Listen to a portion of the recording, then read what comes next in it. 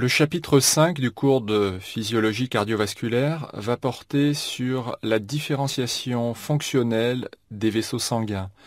Nous allons reprendre ici des notions qui ont déjà été abordées dans les cours d'anatomie, mais en nous appliquant à regarder ce qui, dans la structure du vaisseau, permet de comprendre la fonction de ce vaisseau. Le plan que nous allons utiliser est le suivant. Dans un premier temps, nous allons énoncer quelques grandes généralités. Puis nous regarderons quelle est la structure commune au vaisseau sanguin. Et enfin, nous étudierons les artères, puis les artérioles, et enfin les veines. Nous avons évoqué en introduction du cours portant sur le cœur le rôle du système cardiovasculaire, qui est d'amener le sang aux différentes parties du corps. Ceci sera rendu possible grâce à un système en circuit fermé, où les vaisseaux sanguins sont les conduits et où le cœur joue le rôle de pompe. Le sang est expulsé du cœur via un système à haute pression constitué des artères qui sont caractérisées par des parois épaisses.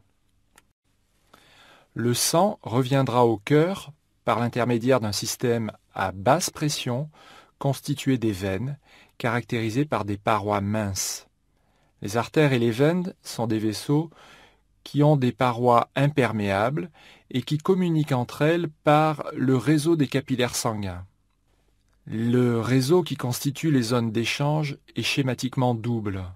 Une zone d'échange pulmonaire et une zone d'échange systémique.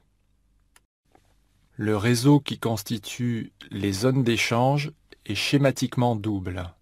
Dans la partie supérieure de ce schéma est représentée la zone d'échange pulmonaire, et dans la partie inférieure, la zone d'échange systémique. Si on reprend le même type de schéma, mais qu'on le considère non plus de gauche à droite, mais de haut en bas, nous illustrons la notion de la double circulation. Nous avons deux circuits séparés, en continu et complémentaires l'un de l'autre. Le premier circuit correspond à la circulation systémique, ou grande circulation, qui concerne, comme vous le savez, tous les organes. Le deuxième circuit correspond à la circulation pulmonaire ou petite circulation qui concerne uniquement les poumons.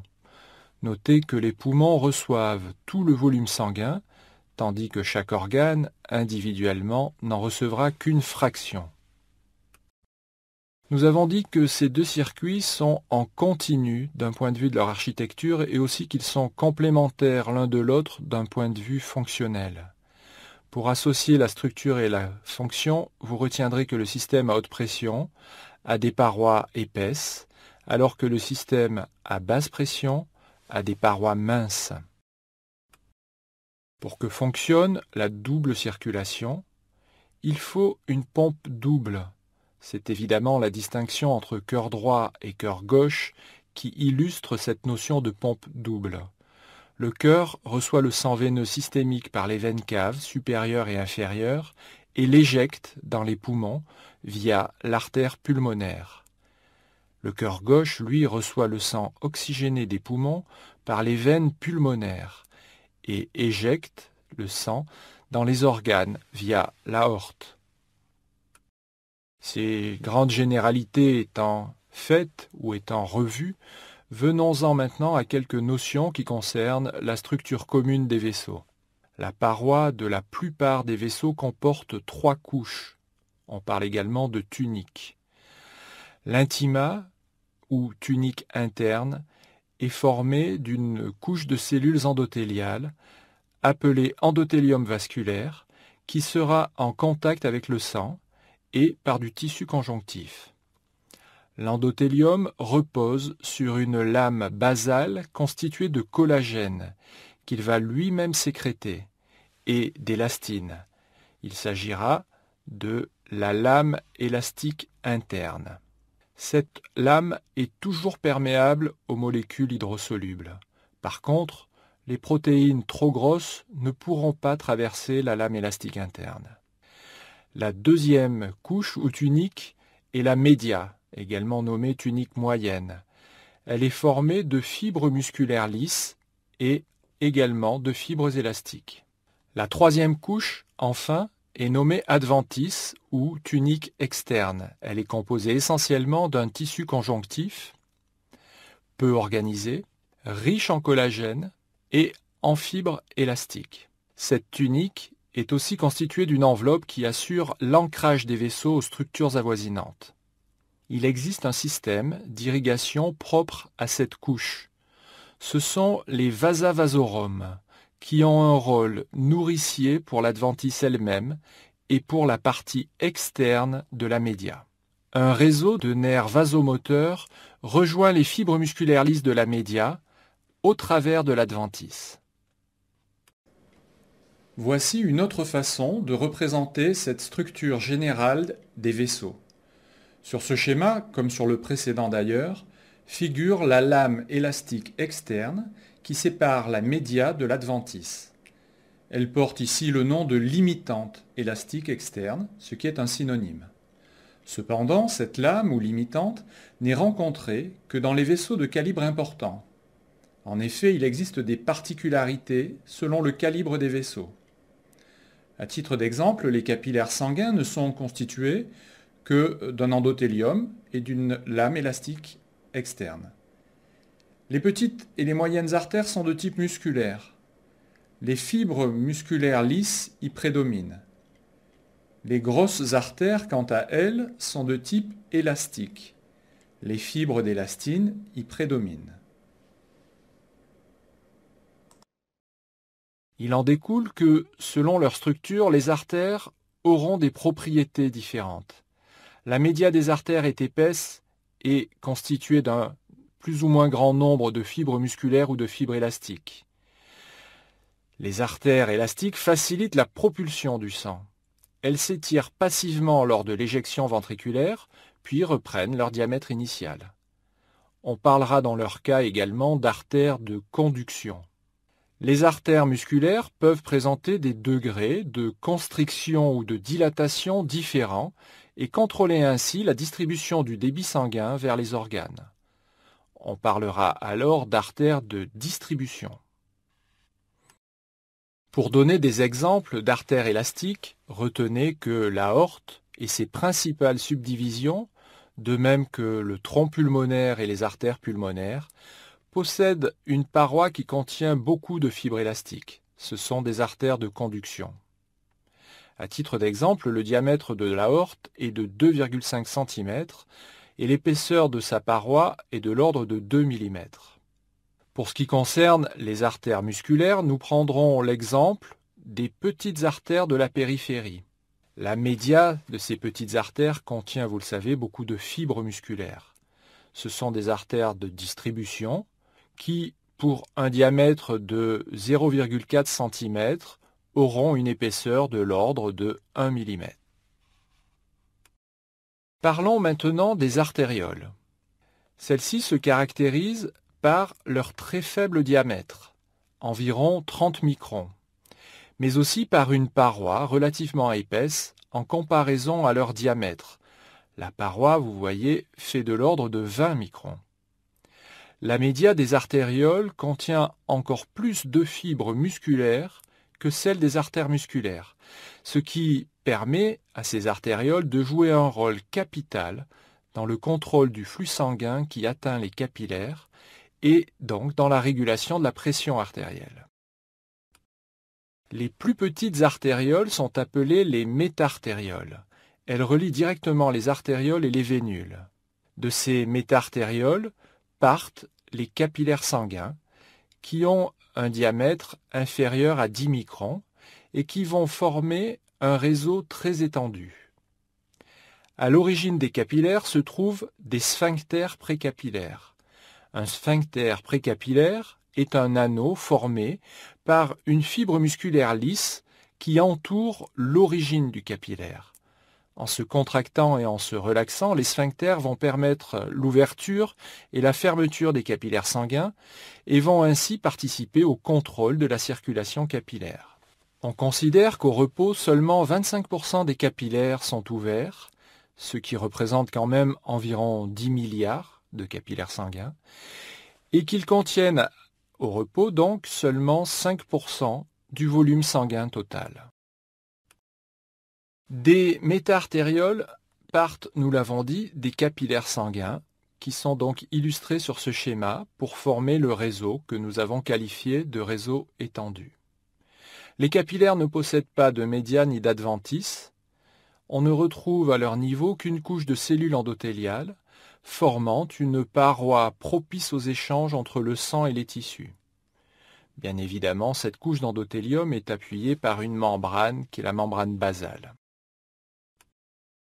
Cette couche de cellules endothéliales forme donc une paroi dont la capacité d'échange entre le sang et les tissus va dépendre notamment de la façon dont les cellules sont imbriquées les unes aux autres.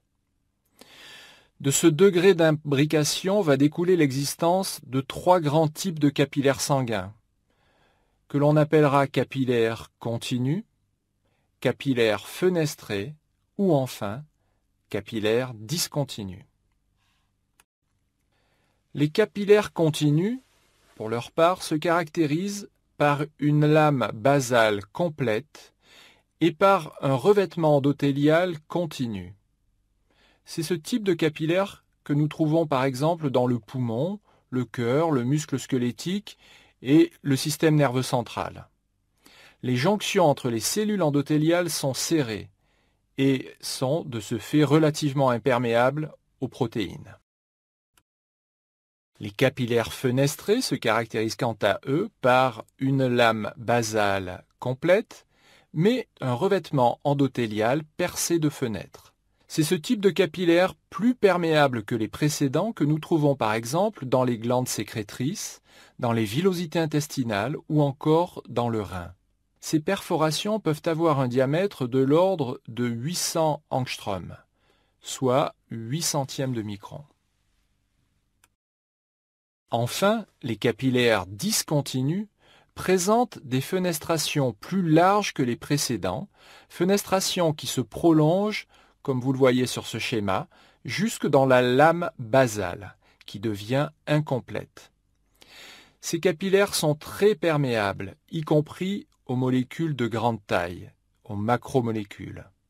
C'est le type même du capillaire hépatique que l'on retrouvera aussi au niveau de la moelle osseuse ou de la rate. Nous trouvons dans le prolongement des capillaires les veines. Ces veines, par rapport aux vaisseaux artériels de même niveau, vont présenter un diamètre plus important et une paroi plus fine, mais aussi une surface de section moins sphérique, comme représenté ici sur cette coupe histologique. Vous avez donc représenté de façon contiguë une artériole et 2 vénules, et vous voyez que la forme des vénules est beaucoup moins arrondie que celle des artérioles. Le système veineux transporte le sang des tissus vers le cœur. Il régnera à l'intérieur de ce système un régime dit à basse pression, mais aussi à faible vitesse de circulation. D'un point de vue anatomique, vous retiendrez que les veines cheminent parallèlement aux artères. Parfois, dans une même gaine fibreuse, nous retrouverons 2 veines pour une artère. Il existe une distinction entre les vénules qui transportent le sang des capillaires vers les veines périphériques et les veines périphériques qui se jettent dans la veine cave inférieure et la veine cave supérieure qui débouchent dans l'oreillette droite.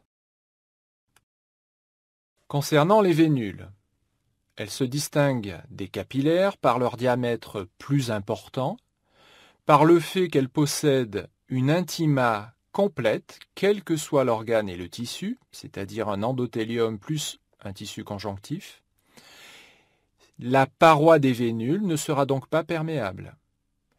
Les vénules éloignées des capillaires possèdent même, au fur et à mesure de l'éloignement, une mince média qui pourra comprendre quelques fibres musculaires lisses. Les veines périphériques ont les mêmes tuniques que les artères, mais leur média est simplement plus mince, car cette média contiendra moins de fibres musculaires. Il en résulte que leur lumière est plus grande en général que celle des artères de même réseau. Plusieurs de ces veines, surtout dans les membres inférieurs, ont des valves qui empêchent le retour du sang vers l'arrière et le force à se propager en direction du cœur. Ces valves sont des poches semi-lunaires formées tout simplement par des replis de l'endothélium vasculaire. Les valves ou valvules veineuses ont la même structure en effet que les valves semi-lunaires cardiaques. Elles sont localisées dans les troncs veineux principaux, en particulier au niveau du membre inférieur, et elles auront pour fonction donc d'empêcher le reflux sanguin, le retour du sang vers l'arrière.